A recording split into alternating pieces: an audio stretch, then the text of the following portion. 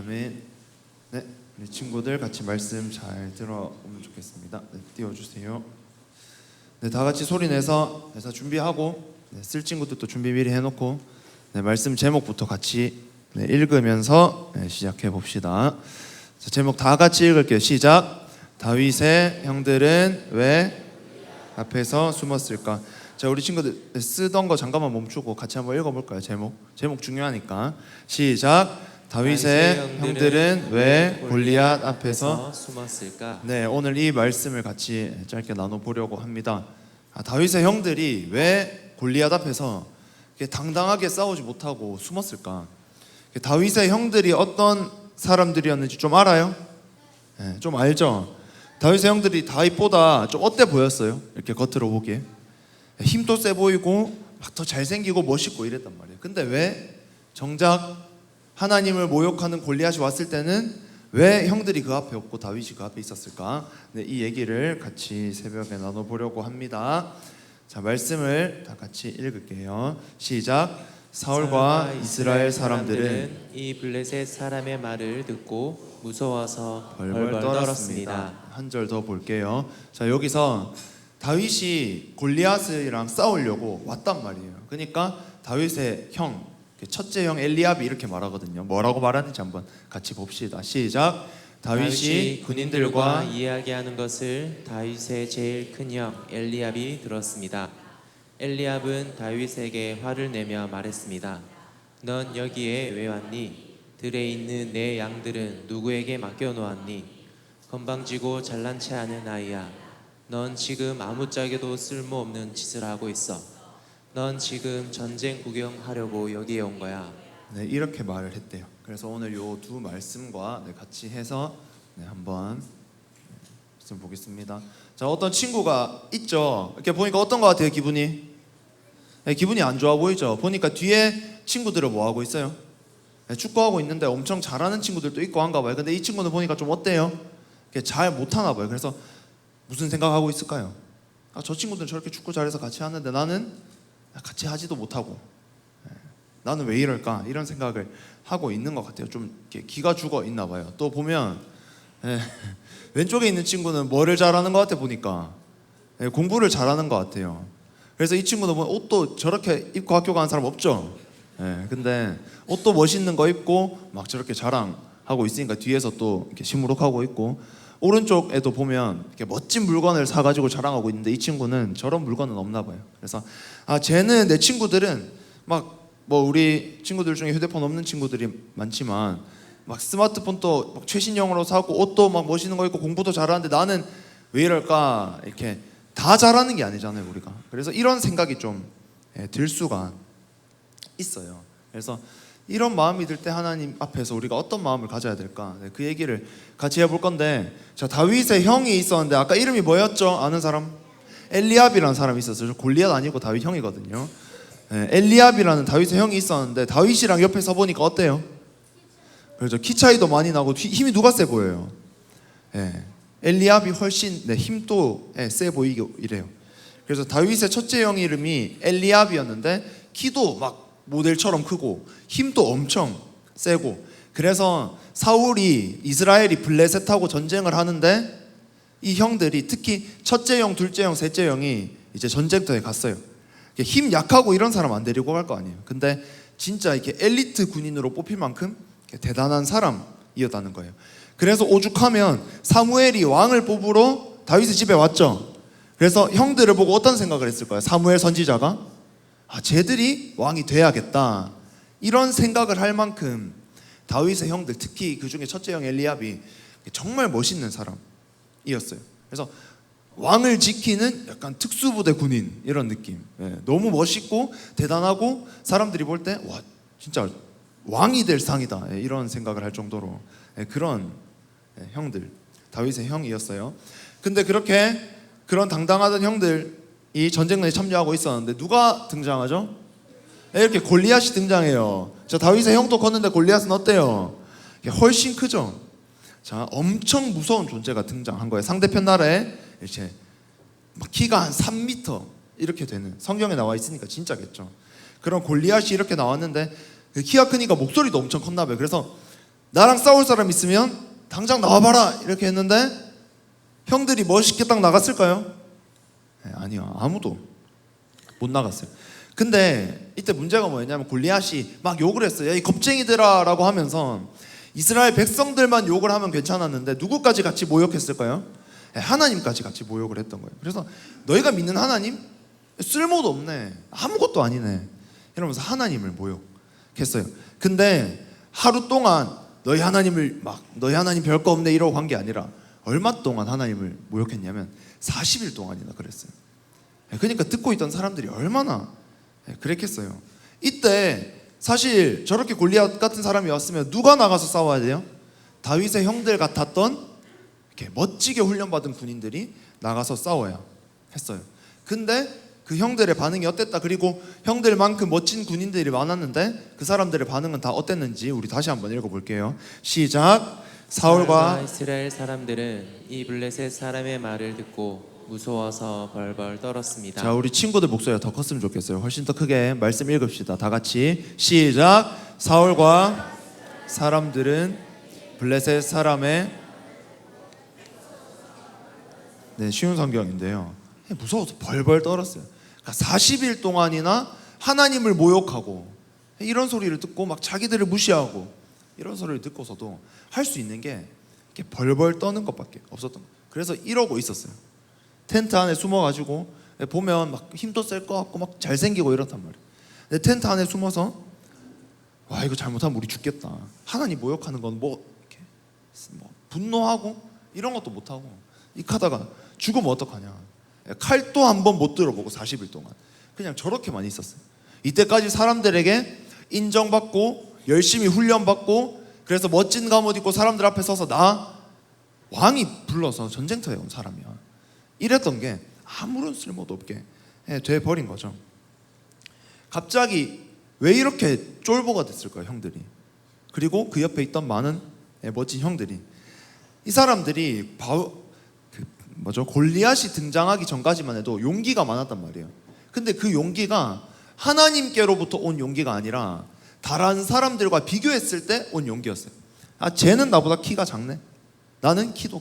쟤는 나보다 힘이 약하네. 나는 힘도 더 세네. 쟤는 왕한테 불려가지도 못하네. 나는 왕이 선택했는데. 쟤는 별로 인정받지 못하는데 나는 대단한데.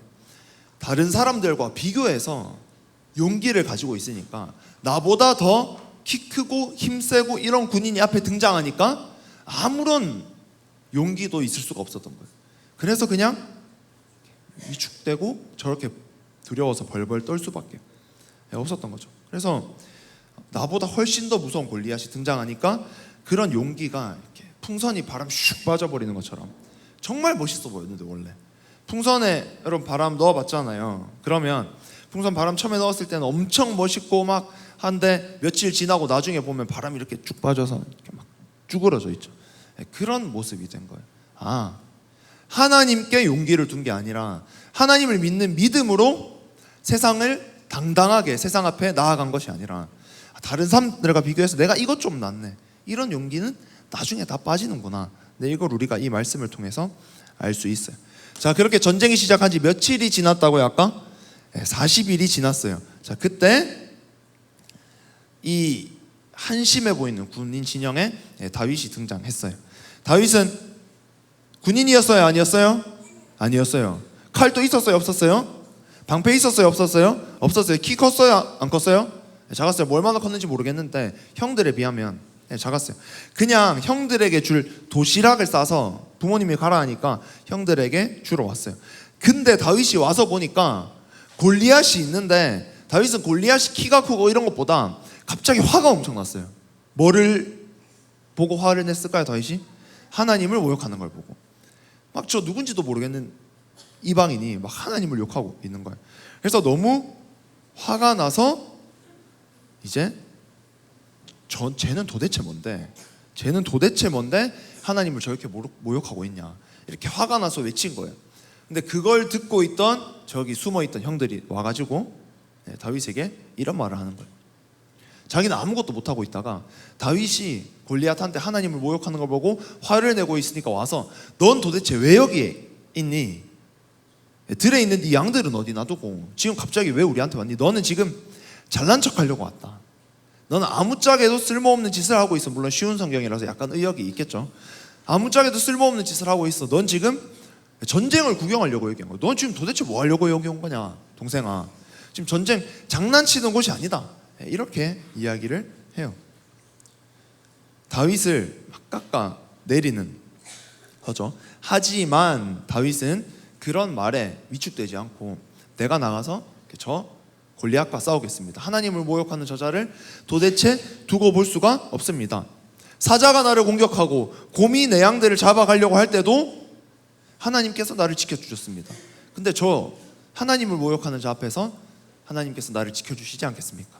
하면서 그렇게 얘기해요. 그래서 다윗이 저렇게 골리앗 앞에서 우리가 잘 알듯이 당당하게 싸우고 물맷돌 5개를 가지고 가서 한 방에 맞춰서 죽이는 그런 멋진 일을 해요. 자, 다윗의 이 용기가 정말 멋있어요. 저렇게 골리앗 앞에서 대적할 수 있는 사람이 얼마나 되겠어요? 나보다 더 커 보이는 세상 앞에서 하나님의 말씀을 선포하고 하나님을 전하는 그런 사람이 얼마나 되겠어요? 자, 다윗의 형들의 용기는 비교해서 왔다고 했어요. 쟤보다 내가 나, 쟤보다 내가 더 잘해. 근데 다윗의 용기는 오직 100% 하나님께로부터 왔어요. 하나님께서 나를 도와주셨다. 하나님께서 나를 사랑하신다. 하나님께서 나와 함께하고 계신다 라는 그 믿음, 비교 때문에 용기를 가졌던 형들과 다르게 믿음을 가지고 용기를 가졌던 다윗은 골리앗이 뭐 3m가 아니라 뭐 그렇진 않았지만 5m, 30m라고 해도 쫄지 않았을 거예요. 하나님께서 나와 함께 하신다. 이 믿음이 다윗에게 있었는데 우리 친구들에게도 평생 하나님께서 나와 함께 하시고 하나님께서 하나님을 끝까지 붙든 사람들의 손을 들어주신다. 이 믿음이 있기를 정말 축복합니다. 그래서 다윗이 이렇게 말을 해요. 자, 이거는 쉬운 성경보다는 어른 성경이 나을 것 같아서 이걸 가져왔거든요. 자, 우리 친구들 다시 말씀 보고 지금 얼마 안 남았어요. 자, 한번 읽어볼게요. 다윗이 어떻게 말하는지, 좀 전에 말한 형의 말과는 어떻게 다른지 우리 다 같이 한번 큰 소리로 읽어보겠습니다. 준비하고 시작. 다윗이 블레셋 사람에게 이르되 너는 칼과 창과 단창으로 내게 나아오거니와 나는 만군의 여호와 이름 곧 내가 모욕하는 이스라엘 군대의 하나님의 이름으로 내게 나아가노라. 자, 다윗이 이렇게 골리앗 앞에 섰어요. 그러니까 골리앗이 이렇게 말하죠. 자, 평소에 쓰던 그 지팡이 들고 돌 5개랑 물매 들고 이렇게 딱 갔단 말이에요. 그러니까 골리앗은 기가 찼죠. 네가 나를 도대체 뭘로 보길래 뭐 지팡이 들고 짝대기 들고 이렇게 뭐 돌 들고 와서 어쩌겠다는 거냐라고 했지만 다윗이 이렇게 선포하는 거예요. 나는 이런 거 믿어서 온 거 아니다. 하나님 믿어서 온 거다. 하나님께서 이렇게 하실 거다. 이렇게 당당하게 이야기를 하고, 자, 여러분 다 알죠? 이 싸움 결국 누가 이겼어요? 네, 다윗이 이겼어요. 물맷돌 뭐 5개 들고 가서 뭐 골리앗 형제들이 있어서 뭐 싸우려고 했는지 모르겠지만 하여튼 돌 1개만 써서 한 방에 딱 해서 승리하는 그 모습을 볼 수가 있어요. 자, 말씀을 뭐 이렇게 이야기는 다 끝났거든요. 그래서 이제 우리 삶에 적용을 해야 되잖아요. 여러분, 때로는 내가 이렇게 다른 사람들과 비교해서 기가 죽을 수도 있어요. 아, 저 친구는 공부 잘하는데, 저 친구는 뭐 멋진데, 저 친구는 인정받는데. 하지만 하나님께서 보시는 건 그게 아니라 순종이 제사보다 낫고 여호와께서는 중심을 보시는 일을 했단 말이에요. 여러분이 마음속에 나 정말 하나님 사랑해요, 하나님 잘 믿고 싶어요, 하나님 이름이 나로 인해서 높임 받았으면 좋겠어요, 이 마음이 있으면 하나님 보시기에는 100점이라는 거예요. 물론 다른 것들도 열심히 해야 되는 게 맞아요. 하지만 하나님이 무엇을 보시는지 그거에 집중하는 여러분이 되었으면 좋겠어요. 사람은 겉모습을 보지만 하나님은 중심을 보시고, 사람은 겉모습을 보지만 하나님은 믿음을 보신다. 자, 다윗의 형들이 너무 사람들에게 인정받고 멋있는 사람들이었지만 결국 자신보다 더 큰 시험이 찾아오자 바로 다 무너져 버렸어요. 내가 세상이 말하는 성적에 의지하고 외모에 의지하고 돈에 의지하고 사람들의 인정에 의지하면 언젠가 그것이 사라지는 순간, 때로는 내가 그렇지 못하게 되는 순간, 때로는 나보다 잘난 사람들이 내 주변에 너무 많아지는 순간 그 마음에 기쁜 마음은 다 사라지게 돼요.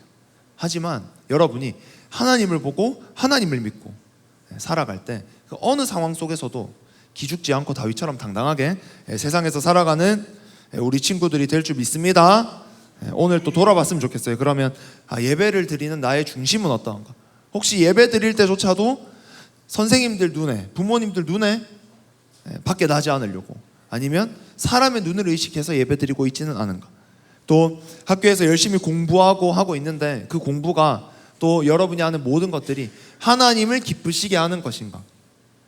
하나님께서 내 마음을 이렇게 뚫어 보실 때, 중심을 보실 때 정말 하나님께서 기뻐하는 마음이 있을까? 이것을 생각하고 하나님께서 어떤 것을 기뻐하실까? 더 생각하고 나중에 세상에 나갔을 때 잘 훈련받고 무장해서 다윗처럼 세상에서 승리하는 하나님의 사람이 되어야 되겠다. 이런 믿음을 가지는 우리 모든 친구들이 되기를 축복합니다. 같이 기도하겠습니다. 반주해 주시죠.